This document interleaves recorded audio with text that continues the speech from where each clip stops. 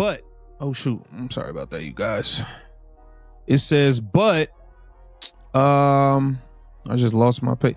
But the Fever star is continuing to take steps toward full strength. Fever coach Stephanie White told Indy Star on a Fever Insider podcast episode launching Wednesday this week. Clark isn't yet back playing 5-on-5, but she has been playing 2-on-2 and 3-on-3. Hold on. Did you catch what he just revealed? Caitlin Clark isn't dealing with one injury. She's recovering from 3 separate injuries simultaneously: right groin, left ankle, and another groin injury that ended her season. The Fever called it week-by-week basis, but listen to what that really means. When a franchise uses that exact phrase, they're buying time, they're managing expectations, and most importantly, they're protecting themselves from accountability. Because here's what nobody's talking about. How does the league's biggest star suffer 3 major injuries in one season? That's not bad luck. That's a pattern. And before you think this is just about recovery timelines, wait until you hear what's really happening behind closed doors with her training staff. Which means she's gearing up toward 5-on-5. Stephanie White and the Indiana Fever. I'm going to be real. I really wanted Caitlin Clark to train elsewhere with somebody else. I just don't trust the training with the Indiana Fever. I don't trust Stephanie White has the best interest of Caitlin Clark. I really don't. I don't think she knows how to utilize Caitlin Clark. I think she likes the idea of Caitlin Clark, but she's not comfortable with how she plays. Stephanie White likes a slow, methodical. There it is. I don't trust the training with the Indiana Fever. This isn't some random hot take. This is a legitimate concern backed by evidence. Think about this timeline. Clark appeared in only 13 games. 13 out of an entire season, and now she's relegated to 2-on-2 and 3-on-3 drills while the off-season ticks away. Every day she's not playing full contact 5-on-5 is a day her skills aren't being sharpened against real competition. But here's the deeper problem. Nobody's connecting. Stephanie White's coaching philosophy fundamentally conflicts with how Caitlin Clark plays basketball. Pay attention to this next part because it explains everything about why her 3rd season could either explode into an MVP campaign or implode into another injury-riddled disaster. She's like a college coach that likes to control the game from the sideline. And Caitlin Clark likes to get up and down, have that freedom, play that read and react system that we all have grown to love to watch her play. And Stephanie White is just not. She's just not super fond of it. She's just not super fond of it. It's not her thing. So I am concerned with Stephanie White being Caitlin Clark's coach going forward, to be honest.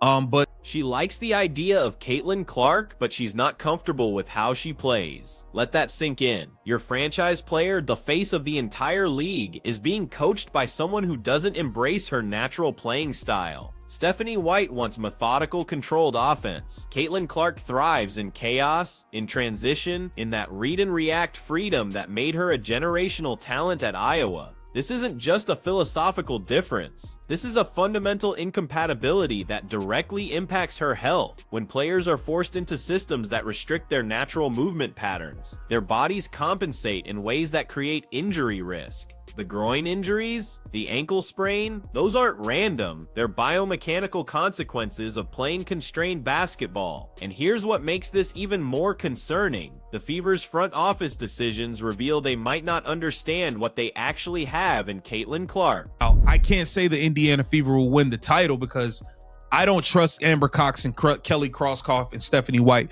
to pick the right pieces. We saw all the mistakes they made last season, going and giving DeWanna Bonner a max contract, who was terrible for majority of the year, not just with Indiana, but with Phoenix too. She was terrible a lot of the time.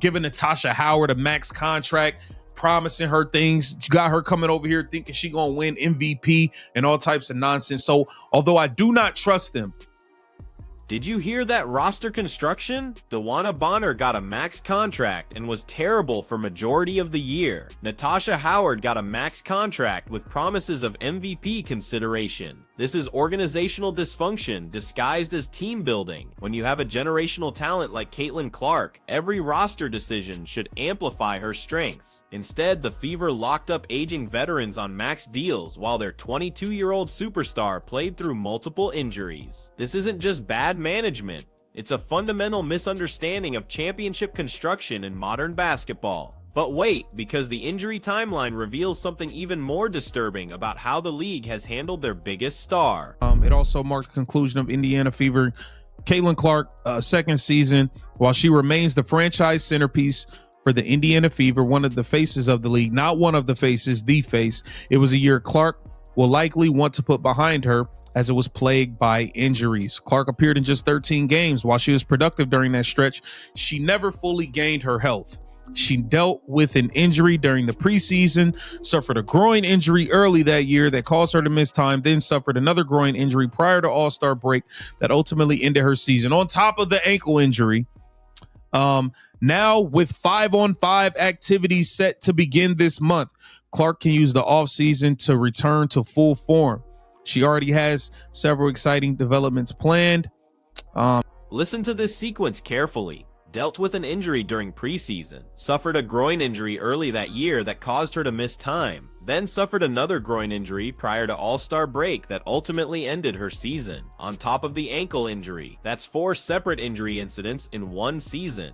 4. This isn't a player who's injury prone, this is a player who's being mismanaged. And here's the part that should terrify every Fever fan. The pattern started in preseason. Before the season even began, warning signs existed. The medical staff knew. The coaching staff knew. Yet they kept pushing her into a system that clearly wasn't protecting her body. Now connect this to what he said earlier about not trusting Stephanie White's training approach. The dots are forming a picture, and it's not pretty. I am glad that she's about to be doing some 5-on-5. I think it's very much needed. Like I said, I think that this year Caitlin Clark needed to off season. She needs to be playing 5-on-5 somewhere and not just doing that one-on-one individual stuff. You know what I mean? So this is a big deal. It's a big deal, man. And I can't wait for her to be I can't wait for her. I want Caitlin Clark to train elsewhere with somebody else. This is the breaking point statement everyone glossed over. When fans are openly questioning whether their franchise player should be training away from the organization, that's not criticism, that's a crisis of confidence. And he's right to be concerned. Look at how other generational talents handle their off seasons. They're playing in Pro-Am leagues, running full court scrimmages, maintaining their edge against elite competition. Meanwhile, Caitlin Clark is doing 2-on-2 drills in late October. The gap between what she needs and what she's getting is widening. But here's where this gets really interesting. The officiating changes coming in year 3 might actually save her career. Ref, you see how the finals was officiated differently. I'm not gonna lie to y'all. The finals definitely was officiated differently. They was calling a lot of fouls. You saw now Asia Wilson, she has a different type of whistle. 19 free throws. She shot more free throws than the Phoenix Mercury entire team. But they definitely started to call more fouls in the finals for sure. And I think going forward, that's going to be a point of emphasis for the refs to eliminate a lot of the physicality and to call the game tighter. And I think that benefits Caitlin Clark because, just as a viewer, nobody wants to watch these girls run around roughhousing. They definitely started to call more fouls in the finals. That's going to be a point of emphasis for the refs to eliminate a lot of the physicality. This is the hidden key to everything. Caitlin Clark's injury problems aren't just about training or coaching philosophy. They're about the physical brutality she endured all season. When the league allows excessive contact, skilled players get hurt. It's that simple. Aja Wilson shot 19 free throws in one finals game. More than entire teams. That's not because she suddenly became more aggressive. That's because the league finally started protecting offensive players. And if that officiating standard carries into next season, Caitlin Clark's game transforms completely. No more getting hammered on drives. No more uncalled contact on her shot. Her efficiency skyrockets. Her injury risk plummets. But there's a massive obstacle standing between her and that MVP season everyone's predicting. Will get done. I think Adam Silver will see to it.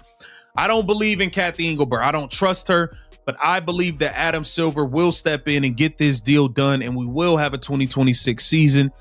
I also believe that I believe Adam Silver will step in and get this deal done, and we will have a 2026 season.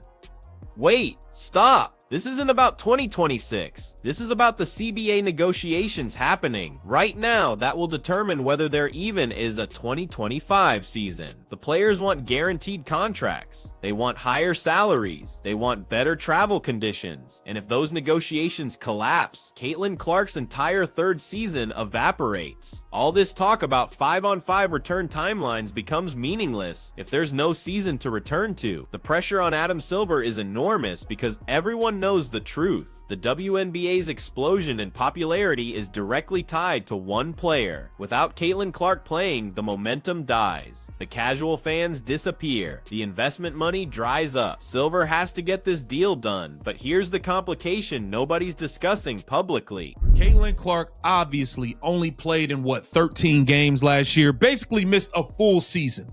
A full season of play. We had to watch everybody else try to do their thing, and we saw some good players, but nothing is as spectacular as seeing CeCe on the court doing her thing, loading up logo bombs, throwing those wild assists, getting those triple doubles, putting on a show for the people. We missed that.